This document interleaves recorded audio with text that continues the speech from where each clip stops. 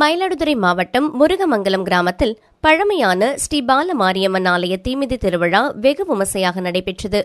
கடந்த 6ஆம் தேதி காப்பு கட்டுதலுடன் தினமும் அபிஷேக ஆராதனைகள் நடைபெற்று வந்தன. விழாவின் முக்கிய நிகழ்வான தீமிதி திருவிழா நேற்று பல்லவாற்றங்கரையிலிருந்து விரதமிருந்த பக்தர்கள் சக்தி கரகம், பால்குடங்களுடன் வானவேடிக்கை, மேளதாள வாத்தியங்கள் முழங்க ஊர்வலமாக கோவிலை வந்தடைந்தனர். பின்னர் கோவிலின் முன்பு அமைக்கப்பட்டிருந்த தீக்குண்டத்தில் இறங்கி தீமிதித்து பக்தர்கள் தங்களது நேர்த்திக்கடனை செலுத்தினர். அதனைத் தொடர்ந்து பக்தர்கள் கொண்டு வந்த பாலினை கொண்டு பாலபிஷேகமும் மகா தீபாரதனையும் காண்பிக்கப்பட்டது.